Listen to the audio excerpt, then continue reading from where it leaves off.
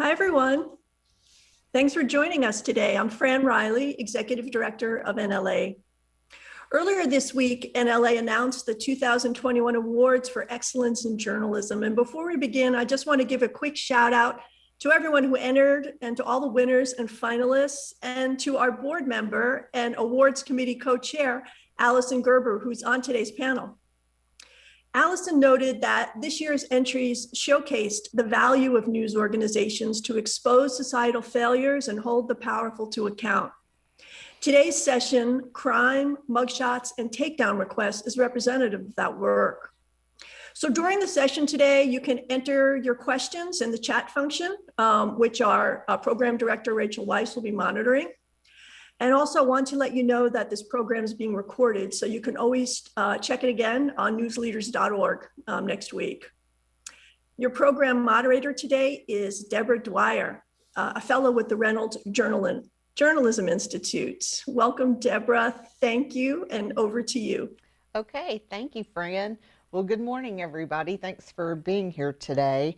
I've been looking forward to having this event for, 5 years now. When I stood in the newsroom at the Chattanooga Times Free Press and told one of our panelists today, Allison Gerber, that I was going to go back to school to get a doctorate to do research on the types of issues that she and other newsrooms were having and needed some help to fix. And so unpublishing was one of those. And after years now of researching the topic and working with newsrooms, we're here today, and Allison's on the panel, and it kind of feels like we've come full circle. So I'm really excited about having this conversation and continuing the conversation. So I wanted to share with you one piece of my research, some new research from a national survey of U.S. adults that I just conducted, and I'll be sharing more of this. But we found that 81% of respondents felt that journalism organizations needed to have standardized practices when it came to what they either altered, obscured, or removed from their websites. And we have some other great information, but I think it's important to say that that expectation is there, and we're not there yet, obviously, as an industry, but I do believe that we're probably on our way, and these kind of discussions are going to help. So one little housekeeping item before we start, which is terminology, just to make sure that we're all kind of on the same page. Unpublishing or takedown requests has kind of become the umbrella term for a variety of issues that are associated with people contacting your newsroom and wanting something about their past typically removed and not available to show up right on Google because it's hurting them with a job or relationships, some part of their present day life. And often these are related to crime, which is part of why we're having this discussion today. But literally unpublishing is only one action that you might take based on someone's request. If you choose to act on it, you might anonymize that person's name in the content. You might obscure it from Google search results, or you could remove it. So there are several actions that you might take, but we talk about all of that under the unpublishing or takedown request dilemma. So just wanted to get that out there. And then, as Fran said, we'll be managing the Q&A through the chat with such a large group. So, and then at the end, I'll share a resource with you where you can continue this conversation, because if I know this topic at all, I know that typically these conversations continue and continue. We could continue to have them all day. So, without further ado, we'll introduce our panelists. So first up, Allison Gerber is the editor of the Chattanooga Times Free Press, my old stomping ground. And Allison serves on the board of the News Leaders Association, as Fran said, as well as the Tennessee Coalition for Open Government. And then we have Margaret Holt, who is standards editor at the Chicago Tribune. Margaret serves on the Mid-America Press Institute board, as well as she's a member of the Native American Journalists Association. Then we have Greg Lee Jr. from the Boston Globe. He is Senior Assistant Managing Editor, Talent and Community, and he's a former president of the National Association of Black Journalists. And then, last but not least, Chris Quinn, who is the vice president of Advance Ohio and editor of Cleveland.com. And he's probably been talking about this publicly for sure about the longest of anybody in the room, likely. And he's the recipient of a very exciting grant that's going to help advance our efforts in this area. And so I'm excited to get him to talk about that a little bit. So before we open it up to questions, I'd like to just pose a question to each one of you and have you just talk a little bit about your programs, because they do range from everything from looking at pre-publication practices or reporting practices, as well as what we are choosing to potentially take down or unpublish. So, Allison, let's start with you. I know last year the Times Free Press decided to dismantle its mugshot gallery, Right to Know. And then on top of that, you've also started drafting some new crime policies as far as what is reported in the first place. And I know we're looking at those together. Can you share a little bit about your ideas about those policies? And two, I'd be interested in you talking about how you've navigated that discussion with reporters in the newsroom who may have differing opinions about what should be reported today. Right. So one of the reasons we took down our mugshot gallery was because we felt like we felt like it wasn't rising to the level of what we do in journalism, where we reach out to people and get both sides of a story, or we attempt to do that. And we were putting the onus on the people who were arrested without ever reporting on the circumstances of their arrest to contact us and remove them. And we were only removing the ones of people who actually contacted us, which were typically people who had hired high dollar defense attorneys and had, the collateral and the agency and, the team behind them to know that this was even a possibility. So it seemed really unfair on many levels. But along with that decision, we started, and along with an publishing committee we started talking about pre-publication standards for crime. And this is something that is still in the works. We haven't publicly unveiled it, but we've sort of done what I would call a soft opening within the newsroom. And, we have had some, what we're kind of agreeing to is only reporting on crimes when we commit to following them through disposition, so that we never just report on an arrest, even a sensational arrest, or even an arrest that's going to be newsworthy and that people are going to look at and read, if we don't follow it, all the way through the court system and report on how that ended. We feel like in an era when one mistake can follow someone around for their entire life and prevent them from obtaining a job and, hurt their ability to support their family. It's not a fair thing to only report on an arrest, which newspapers have done for many years.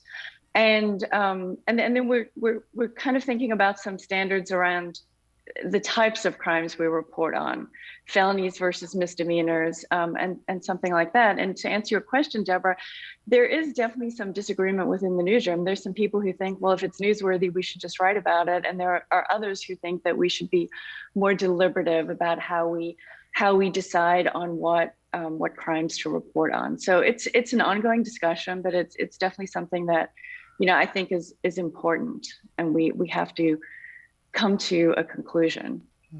I look forward to seeing how those evolve. So that's going to be interesting. I'm sure we'll be writing about it for future columns for RJI. So, okay. So Margaret, let's move over to you. You have publicly announced some changes specifically about how you use booking photos and mugshots. And I was hoping you could share some of your thought process behind that. I know that you were being very deliberate now when you use them, as well as you are sunsetting them, I believe, or removing them from your site automatically after about 30 days. You're also removing them when you come across them, correct, in your archives, as well as you've invited others to alert you when they find them on your website. So this is a decision, my understanding, across the board, not particular types of crime or anything like that. Can you talk about y'all's decision and how you came to that? Yeah, as for many organizations, it's a process and it's been very much evolutionary. And this is, of course, all the unpublishing things are related. Specifically, the mugshots, the booking photos, which I prefer to think of them as the booking photos, because those are the ones that I think have the most implicit bias and deserve the most attention, because they really do dramatically affect our commitment to be fair and balanced and equitable in the coverage of these particular criminal activities. But in the past, I think the default has always been, oh, we've always done it this way. Because those were available, we ran those things. And the last 3 or 4 years have really prompted most of us to rethink that and to take a different look at it. And I think the standard for us, the biggest difference is to flip the narrative. Instead of saying that the default is, well, we have it and it's important to tell all the stories, the default now is to examine it in the same way we examine all of our journalistic decisions. We've always done it this way, does not cut it. And so the default is now, instead of assuming that we're going to use these booking photos, let's have a conversation about it. It needs to be a major crime. It needs to be something that is of some significance. It's not the run-of-the-mill 2-sentence kind of police item. And I think that's an important distinction. And also that to use those things, it doesn't mean we won't use them, but they need to have really significant news value, and they need to be something that is of a meaningful impact, and to recognize that we are purposeful and intentional in advance instead of trying to clean up later. For us, this specific part of it really flowed out of some very intensive diversity discussions that we had 2 years ago. And a lot of the staff members said, well, wait a minute, while we're talking about these issues, we need to look at how we portray people of color who are, no matter how you define it, in these booking photos tend to be people of color, and how fair is that? And so that was really when we began doing it. And the recent announcement of an actual policy change was sort of, in a good way, after we had already begun to move down that trail. It is related too to how we deal, as you mentioned, with sunsetting items. In 2015, which is when the Tribune bought the suburban newspapers. It's a number of weeklies as well as 4 dailies. We realized we had about 27 different ways of dealing with these things. And a lot of them were small items. And that is why, to standardize it, we said, well, we're going to take a look at these. We're going to do police blotter items, and they will disappear after 30 days. There's an interest in them, a legitimate public safety interest. It's a fair thing to do, but these are not items that we are going to cover over the long term. So they have short-term value.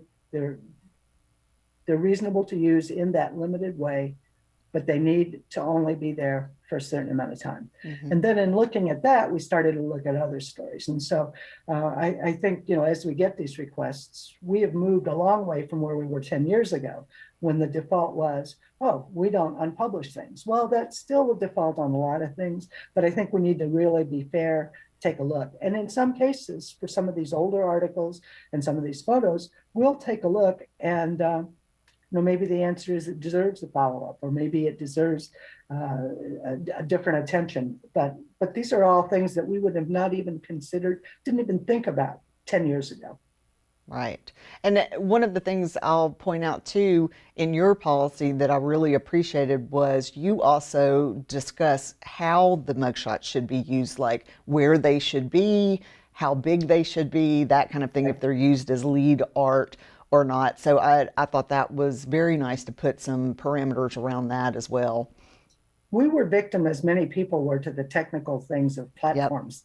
And the platform would dictate that, oh, if you run this story, you have to run this mugshot. And so here, what would have been less overwhelming, a small booking photo, is suddenly there in like filling your screen, which only exacerbated the fairness issue. Right. Okay, so moving to Greg, I'm sure we'll come back to all of that, but moving on to Greg, the Boston Globe obviously made a splash and advanced this conversation significantly when you came out. I guess, has it been about a month ago or so? January, late January. Late January, okay, time flies.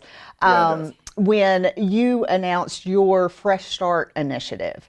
And I was curious because it was fascinating reading. I loved your FAQs and the information that you provided to your readers and the public about it. But you kept your options very, very broad. That you have basically said we might unpublish, we might delist, we might anonymize your name, right? So you've left yourself a lot of leeway. And one of the particular things I was fascinated about was you said that you would prioritize crimes that were a year old or more. And that is, it stuck out to me because that is the least amount of time that I have seen anyone say that they would start to, consider these. And the specific quote that I think I mentioned to you that I pulled out of what you, of the Q&A was, people's lives aren't static, they're dynamic, right? So what do you think that means for the nature of digital news content? So is it not the first draft of history anymore? Will there not be that permanent record that we typically think of? Well, I think that as Margaret mentioned, in terms of the dynamic of we used to do this before, so why not the default position? And given that, look, we've changed and evolved with all the aspects of digital revolution in our industry, and we have to look at all aspects of how digital impacts our lives in our business. And what we mean by that statement is that digital moves so fast. Same thing with someone's life. Their life still have to go on. And if it's something that may have happened a year ago and it's resolved itself, and depending on the degree of, we have a standards list of the degrees of what we would decide if we decided to unpublish. And if it's because if it's someone who's, for example, trying to get a job or is trying to do something else. I mean, for example, we are managers and we do hire people, and I can just type up someone's name in Google and call up real quick. That's instant. That's instant judgment on someone, because we can do that. So I think based on the timeline of only 1 year is similar to what we do every day, because digital is like this, and we can't have that same standard if you're waiting 5 years, 10 years, because their life have to move on. If it's something that is not that meets our standards of, was it a minor crime, was it a conviction, so your life shouldn't stop just because of that. So I think that's why we decided to go with that timeline, because everything moves fast in digital, and we move fast when people make decisions on possibly hiring someone by, like I said, searching for them on Google, because it instantly happens and their life can change just like that. So right, that's why we did that. Right.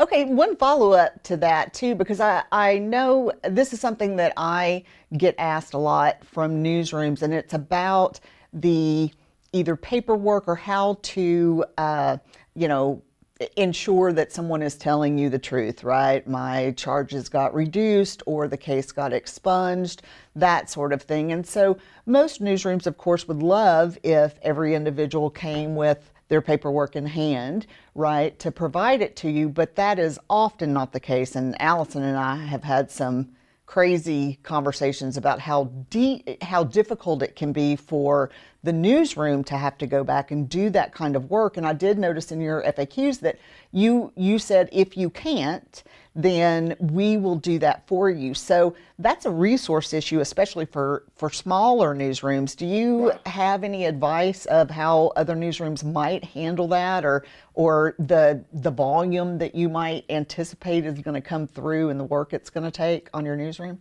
Yeah, I mean, we realize that every news organization have the resources that we do in terms of running a background check, but we also we also recognize that this is important work that has to be done.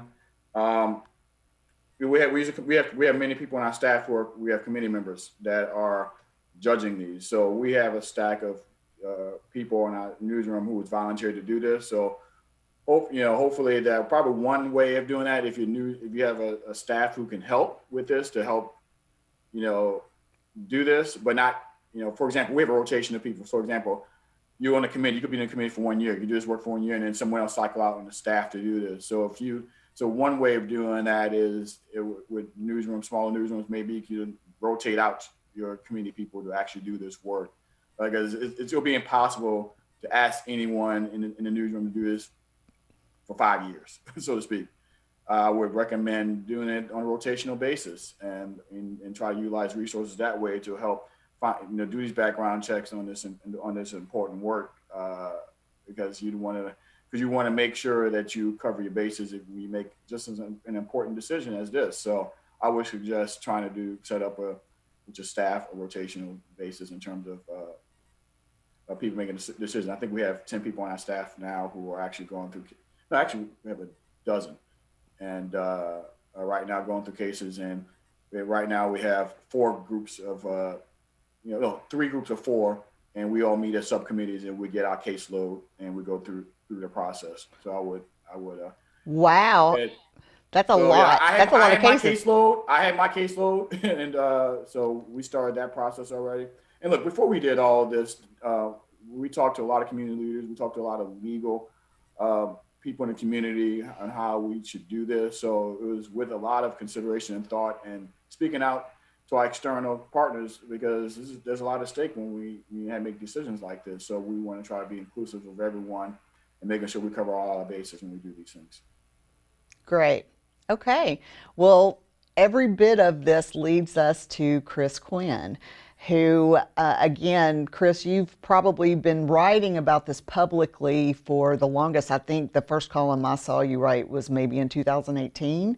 And you've gone all the way from that first column saying we don't unpublish, right, with First Draft of History, to being a leader in the effort to come up with a more equitable way to handle unpublishing requests. Because one of the challenges, of course, is we typically now are only responding to the people who raise their hand, right, who contact us. And a lot of people don't have knowledge, agency, means, whatever it is, to contact you.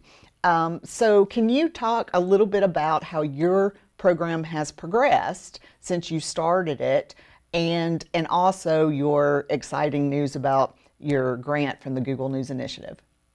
Yeah, I think the first time I wrote about this was in 2015 as a trial balloon, and got back a lot of resistance. So we didn't move on it then, yep.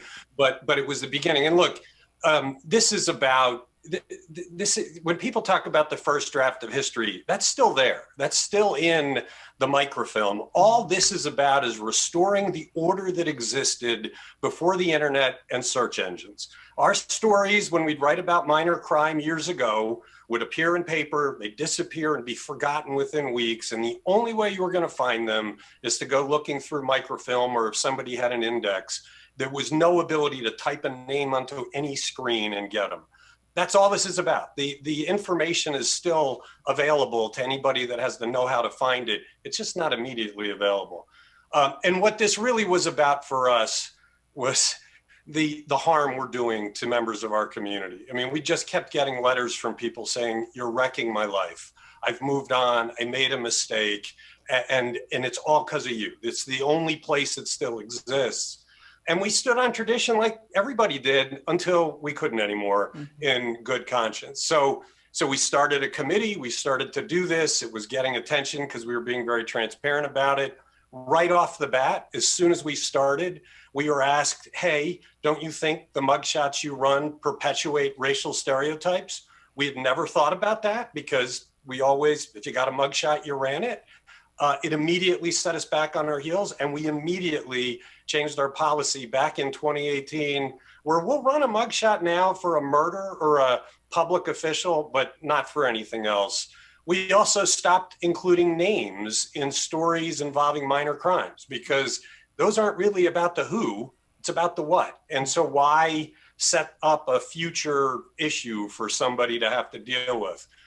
So move ahead to Google. Google has provided us a bundle of money for a proposal we have to try and proactively sweep through our archives and identify all of the universe of stories that we might want to do this with. In part to really get rid of the bias that we know is going to be in there, because police are the source of crime news. And we know police have long been biased. And so as long as we're reporting what the police are giving us, we believe we've included that bias, not intentionally, not with any deliberation, but looking back now, you think we've got to do something about that. So this is hard. This involves scraping all of the local court dockets to get every case so that we can compare that to the stories in our archives. And we just finished the census of those. In Cleveland.com alone, there's like 1.4 million pieces of content that we have to sort through using big data. We're trying to identify all the photos that would be booking photos, which is not easy because they're not tagged that way. So, you know, it might be the distance between the pupils of the eyes and things like that. A lot of programming going into this to try and do it. One of the things we're really aiming for, we're pretty certain that if you looked at the plea agreements going back over time in the courts, that people who might have been charged with a felony at the beginning, we believe there'll be a difference in the way Black defendants and white defendants ended up. So using the court disposition for us isn't quite so helpful if that bias exists. So we're trying to get beyond that and understand that as we go in to remove stories. Because if you decided, let's just remove all the misdemeanors, well, that means all the white defendants that were charged with felonies that ended up with misdemeanors would be gone. But Black defendants who did the exact same thing, who didn't get the plea agreement, would still be in your archives, and that continues to bias. The last thing that's part of this project is we're trying to arrange so we get notified when people seek to expunge their record. Once it's sealed, it's a felony for anybody to tell us that. So there's not much we can do about the ones that are done, but we're hoping that we can arrange a line of communication with each of the courts. So when the application is made and it's still public, we can know about it, go in and give it our treatment at the same time before it's ruled upon. So a lot of stuff. And at the end, we hope it's a tool that you can take to other newsrooms if you're so inclined. Absolutely. Yeah, tech has to be part of the solution, right? Just in New York and the states that have started expunging low-level marijuana requests, I know there's been some great columns by public editors written that say, we're not ready for this, right? From an unpublishing perspective, we just can't handle that kind of volume if we all of a sudden start getting dozens of requests a day to unpublish an old crime report. Okay, so we're going to turn to questions unless anybody on the panel has anything to follow up on what anyone has said. All right. So one of our participants wanted to go back to something that Greg touched on, and this is a huge issue, and that is conversations with legal about this. And specifically, the participant is asking legal ramifications of removing content and the subjective nature of doing so. And then, Chris, this is something that you and I have talked about. How are you ensuring that the process for removal is being applied evenly and fairly across the board? And as a follow-up to that, I will ask you, are you tracking that somehow? So. Well, we are not tracking it intentionally, because if we kept a record, it would allow a reversal at some point, and we're not. Once we give somebody this what they've asked for, we would hate to have that taken away. Look, we've got a great legal attorney. I think he's on this, Rich Bernstein, and we've talked to him throughout this. We actually, what we've learned, and I think others have learned, it's very hard to apply a uniform policy to this because every case is different.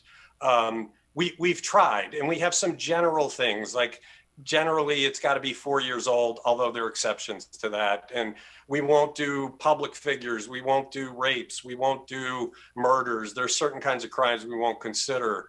But we get so many requests that are very, very, they don't categorize well, that I think it would be very hard to have that objective set of criteria. Our experience is that there is no objective set of criteria that could work.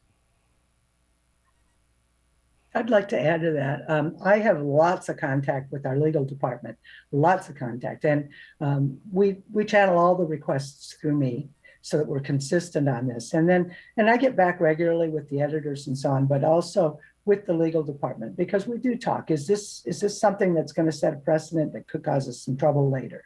We talk about that.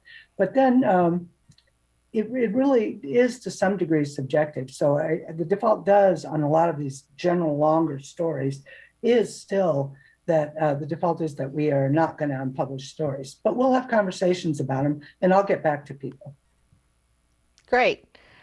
Greg, I think that person was asking you specifically, and I am curious because I'm sure you had many a conversation before you came out with your policy. Yeah. Look, as everyone mentioned, this is all subjective because every case is not the same. Every situation is not the same. It's just be very hard to categorize everything in one thing and then apply something to another, because every case is a snowflake. And we speak to our legal team about this to make sure, as Margaret mentioned, if we don't want to set precedents. We always just trying, at the end of the day, we're just trying to make the right decision based on a case by case, and making sure that anyone who's involved is treated properly. So it could be whatever subject matter is, we treat it as that case because, like I said, everything is just so subjective, but everything is different. It's just hard to apply one size fits all to every case, because it's different. Every case, every situation is different. Right. And I push back on that a little bit. Frankly, we had this conversation a little bit, Chris, I think the other day on the call, just because journalism prides itself on its standards, right? That's part of where the profession draws its professionalism from. And we know the public expects it. In fact, I did a survey of journalists in 2017, and about 65% believed that it was not okay for journalists to have separate policies, diverging policies on publishing. So isn't every policy built with a little bit of leeway in it? Like we have a lot of policies for things, but we understand that there's some wiggle room in them. So do we really not believe that some of this could be handled with some basic standards? Because I'm not convinced that we can't. That's my goal. Yeah, I'm actually working with an organization to do so. So you create guidelines. Mm-hmm. I mean, you try to fall within your parameters of your own guidelines. And I think that's probably why with the globe stay broadly, so we could stay broad, so it'll be flexible in how we handle these situations. So you must have guidelines, just like we have guidelines in our principles of journalism. So I don't think we go in there blindly, but you have to have a set of guidelines. But I think flexibility is critical too as well. Mm-hmm. I think we'll get there. I think it's too new. The journalism ethics that we all subscribe to weren't developed in a couple of years. They were developed over time. And what I'm excited about as this is spread, I know what our newsroom has struggled with these requests the last 3 years. I want to see how my colleagues across the country deal with it. And hopefully through this, I think this is the first actual public forum about this topic that I know of. So this is the kind of thing we need to get to a set of best practices. But I don't think we know enough yet because it's so new. Right. And I will say on that note, I've had a lot of conversations about this, about transparency and the like. And I am so, encouraged by news leaders like you coming out and talking about this, because what I have found during my research is a lot of people were doing it, but frankly, they just weren't admitting it. Some of the organizations who even said, we absolutely do not publish, I have it on good authority that yes, they do. Some of them will even track it down in LexisNexis or something like that. So, so I do think transparency and more discussion among the industry is really important. And again, I've got a resource at the end I'll share that hopefully will help do that. But we got another question. Explain the thought process behind removing mugshots, but not text. And I'm curious, I don't know that anybody's saying that you don't also remove the text. If it's justified from a news standpoint to remove one, isn't it justified to remove the other? What's the rationale? Well, in our case, that there's no distinction. What we're trying to do with the mugshots through the Google funding is just sweep them out of the system. There's no reason to keep them in there. But we don't discern when somebody makes a request to have their identity removed. it's wholesale. If we grant it, and we probably do 8 or 9 times out of 10, it's everything. There's no identifying factor that remains. Okay. Yeah, and just on that note, one of the many technological issues that get into this, in the beginning, I think people thought this issue was very black and white and it's anything but, right? But I know too, often mug shots versus the text can cause more problems in Google search results. And Allison, you do something really nice for people often who, you'll follow up and say, just in case what we have done doesn't get this out of Google cache, because again, mugshots sometimes are a little more difficult, the photos. Here's information how you can follow up with Google, correct? And we're adding that to the resources that we're going to make available. Yeah. We have found that often images hang around in Google Cache longer than stories. So when we removed our mugshot galleries, I got many emails and calls from people who were so thankful we had taken this step, but were still concerned about the fact that if you Googled their name and you hit images under Google, their picture would still pop up. And so, I just created an email that I send out to people telling them ways you can ask Google to remove their mugshots or their headshots. And Google is pretty responsive to it. There's a couple of different routes you can take. I even have like the snail mail way, because I had a couple of people who told me they didn't actually have internet access and they would have to actually write and mail a letter to Google. So I try and send that out. And I do that now if we tell people that we're, unpublishing something, I send that with the email letting them know where I'm publishing something, just in case this still hangs around. Here's how you can manage it. Right. Great. Okay. This is a great question. Somebody has asked, we've been asked to unpublish everything from wedding announcements to foreclosure notices. And this, we all know, yes, this is not just about crime, because they impact people's lives and show up in searches. How do we explain one set of rules for crime content and another for other content? And this is fascinating because some of this gets into, was it a paid wedding announcement? Is it advertising? That sort of thing too. And sometimes this is for good news. There are times when people will ask you to unpublish something that seems positive, but they don't want it out there. So how would you describe your sets of rules that are non-crime related? I'll go. We generally restrict the request to mistakes, but we've made some exceptions for certain categories. And one of them is, it's not engagement notices, but if you do a feature story on somebody having some wild engagement that makes it newsworthy, and then 4 years later they're divorced, and the first thing people find about them on the internet is that they had this failure of their romance. It's really crushing to them. So we've agreed to do that. I have not had a foreclosure request. So I'll be interested to hear if others have.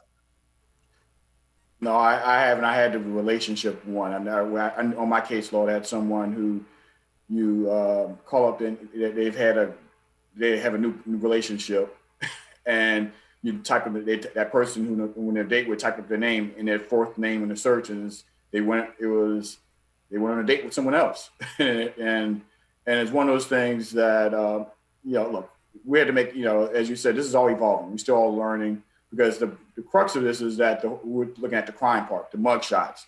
And now we're getting other things like this. So I think this is going to be an evolution. And these things will be considered too as well, because yes, they do have negative effects on people because they try and move forward with their lives. So I think as this goes along, I think we will we'll consider these type of things too as well to expunge, because like I said, this is evolving. But yeah, I never had foreclosures. We haven't seen foreclosures, but we have seen the relationship type ones. And if I could jump in, we've had requests like across the board, not just for crime stories. The majority of our requests to unpublish are from crime stories, but some of them are.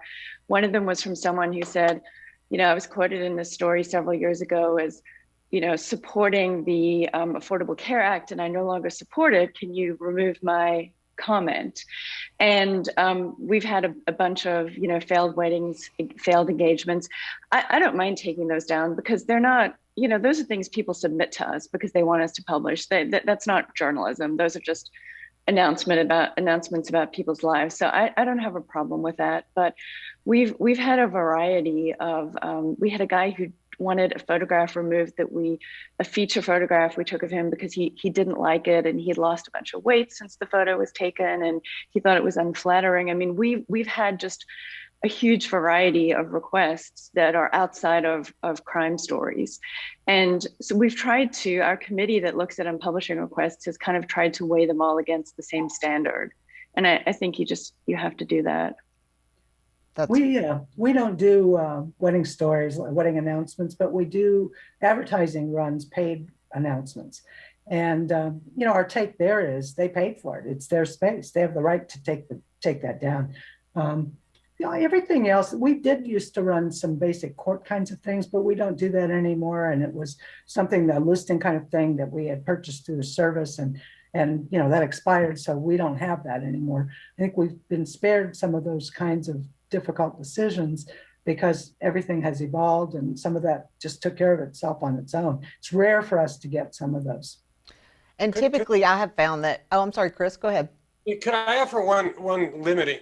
The reason we use that mistake standard is because it helps avoid some trouble. I heard from another newsroom of a case that I'm glad we didn't have about an adoption. 14 years ago, this woman adopted a kid, had a big story done. It was big and joyous.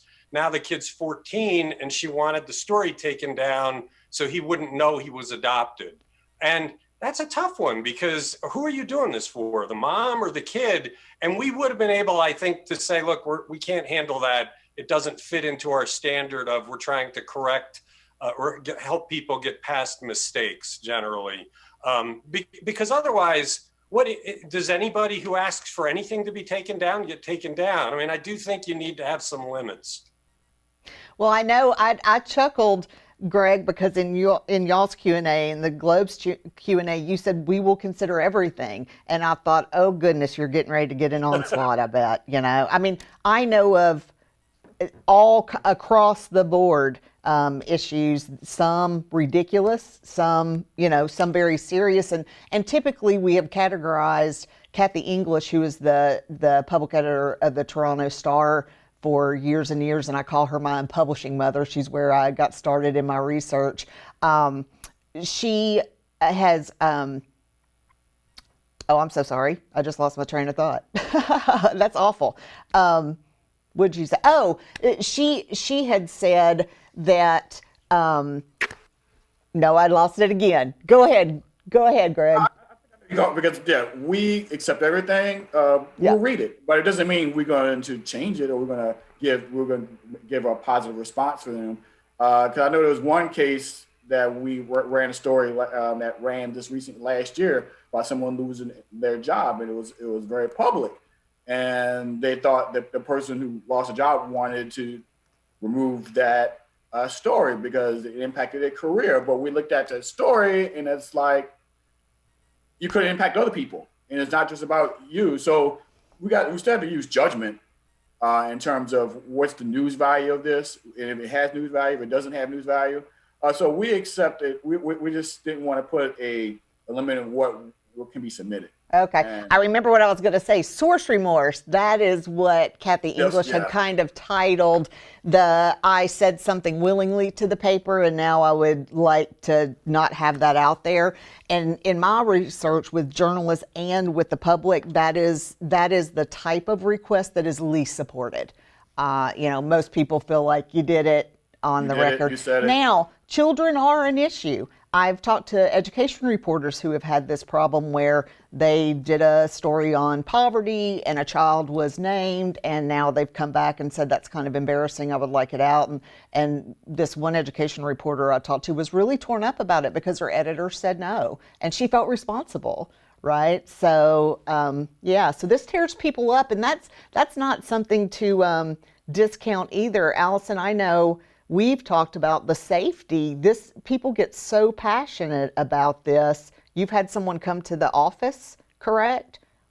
Yeah, and one thing about the children, I haven't faced this, but I know of another newspaper that had a situation where a child was in a story, and the parents consented, but they came back years later. The child came back years later when they were an adult and said, I never would have agreed. And it was something that painted the child in a really bad place, in a bad manner. And the newspaper just took the person's name out of the story. They left the story, but they said, like a teenager who did this, who had this accident. And so I think that's a good solution. But yeah, we had somebody who came to the office and said we had ruined his life. He was arrested and charged with rape. And, he claimed we ruined his life and was very threatening to one of my coworkers.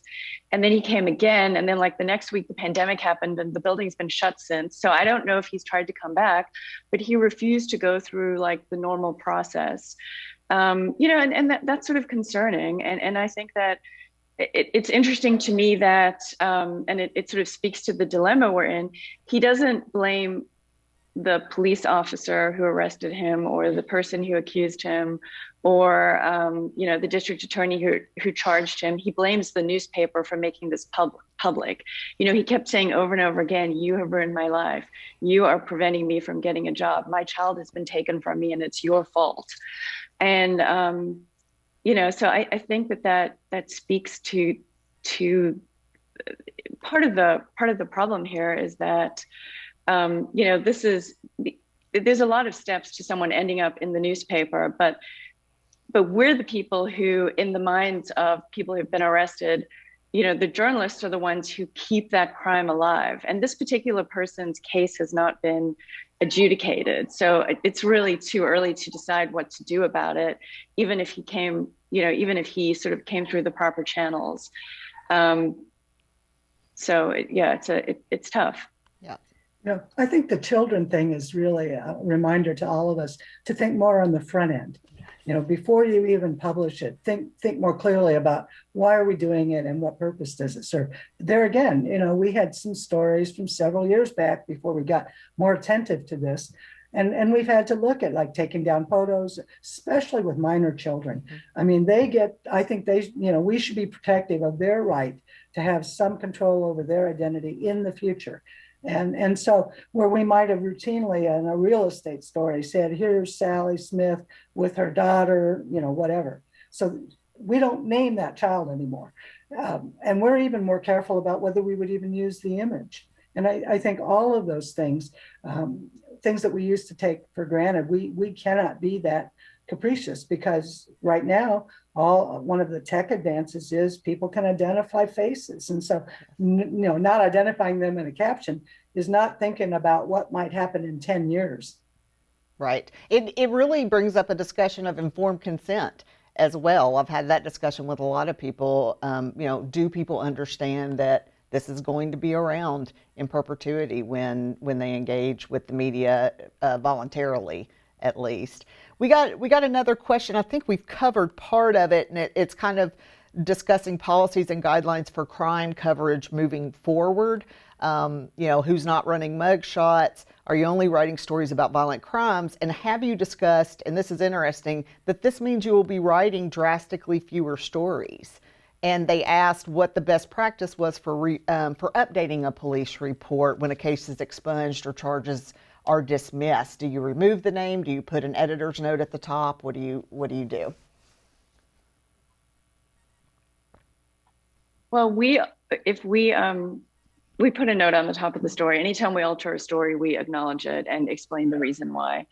We will be writing fewer crime stories, but I have fewer crime reporters. So we were kind of writing fewer crime stories anyway, is sort of the truth of it. And there, some of this has just sort of happened naturally because having fewer people who cover crime, we don't tend to cover the minor things the way we used to, but we were very intentional about my newspaper covers 13 counties in Georgia, Tennessee, and Alabama. And if you get arrested in DeKalb County, Alabama, the sheriff's office will send over a press release. And we used to just throw all of those online. We used to write it up.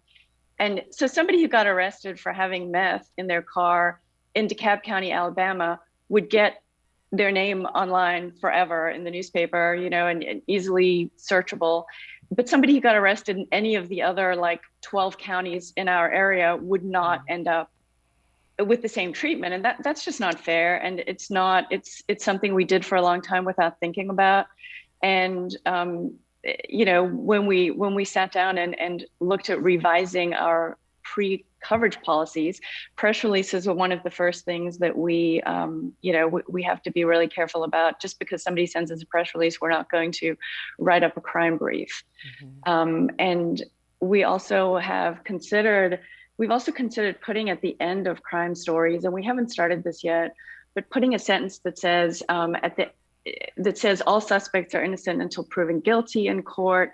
Arrests and charges are merely accusations by law enforcement, and unless a suspect is convicted of a crime, it's something along those lines, to sort of explain, like, an arrest is an allegation, and it hasn't been proven at this point. And again, we haven't done that yet, but that's something we've considered.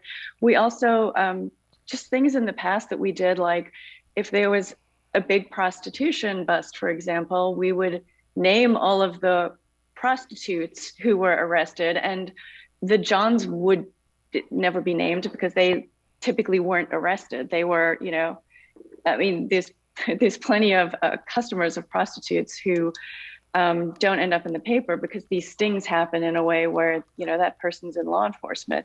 And so, you know, some of those might still be newsworthy, but maybe we won't list the names of the people who were arrested. We'll just say, you know, there was this sting and they arrested X number of people for prostitution, if it's a high number or if it's somehow newsworthy.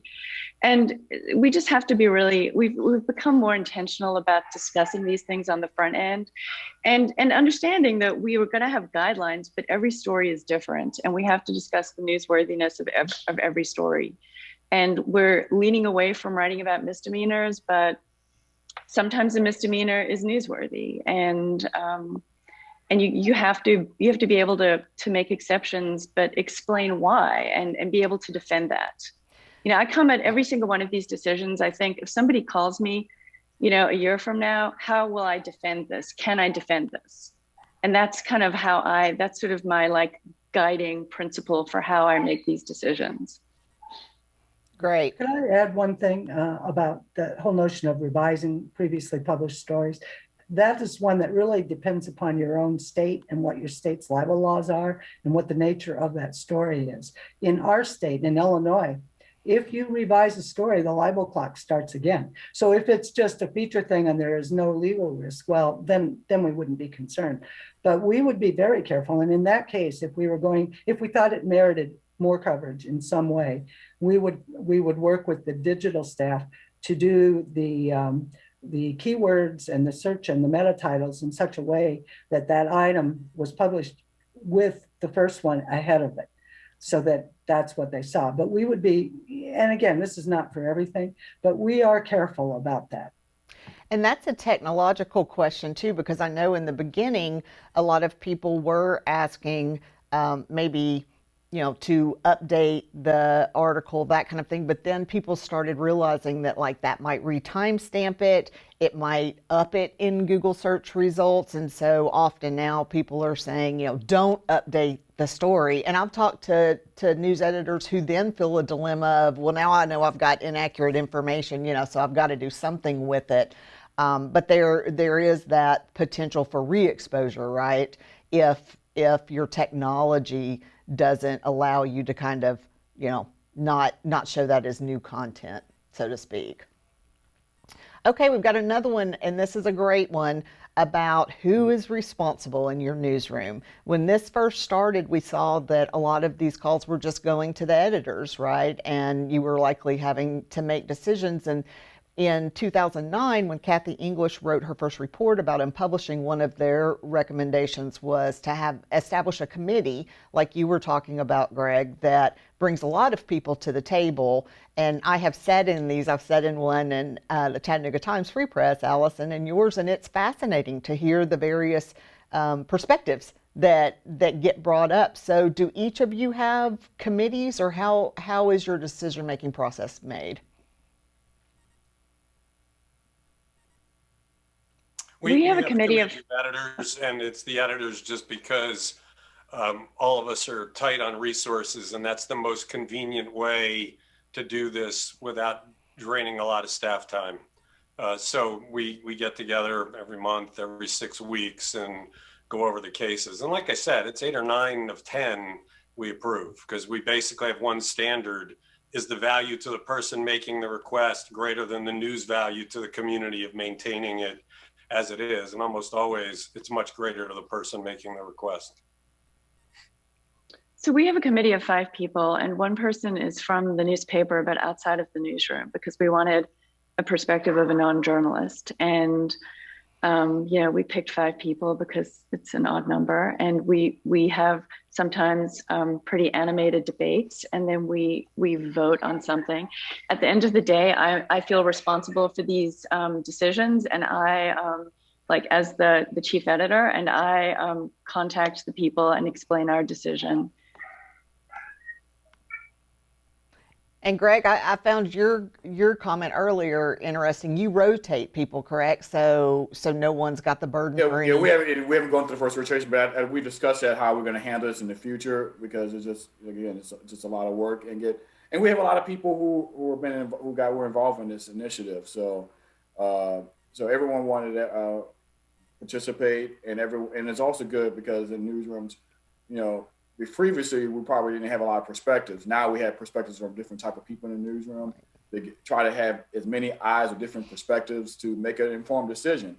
So it's good that we have this committee, but we also know that, for example, someone may leave the newsroom and go to another job. So how do you backfill that? So that implement now on the front end a rotational basis would keep our efforts, staffed well enough to do the job we need to do when things are submitted.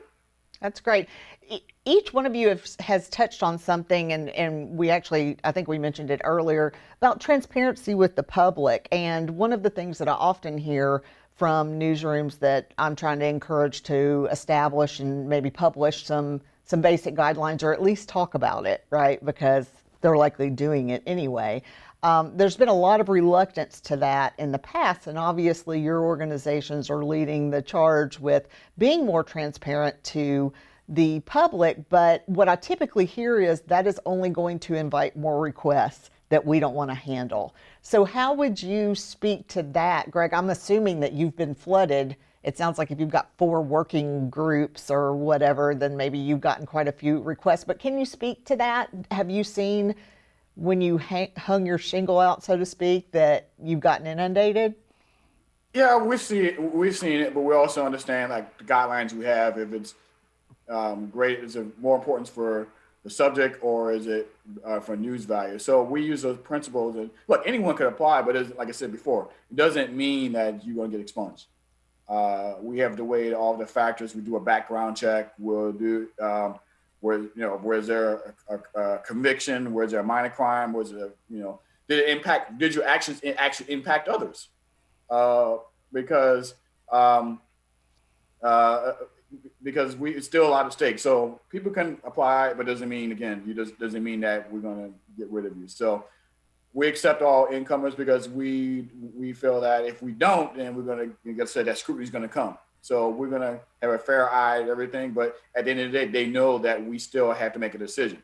So, but at least on the front end, we're not discriminating people from applying. So at least from that standpoint, we have no scrutiny from that part. But on the back end, they actually realize they still have to go through a process. Right. And the process might not automatically favor them, but at least they had a chance to apply. Right.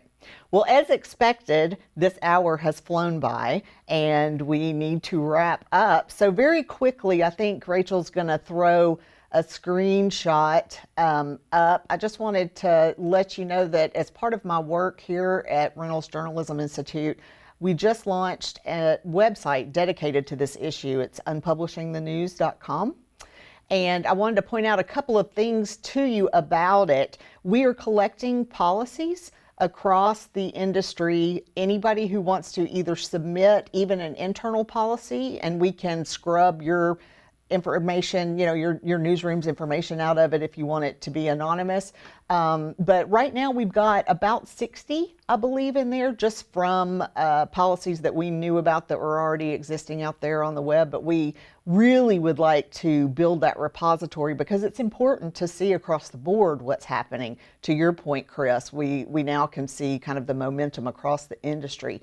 We've also got an editors forum set up. So that's where please continue this conversation. I, in particular, want to use this website and the feedback that I get to guide my research and my work with newsrooms. So definitely please use that. Let us know what's important to you and what you need. And there are people out here who are willing to help.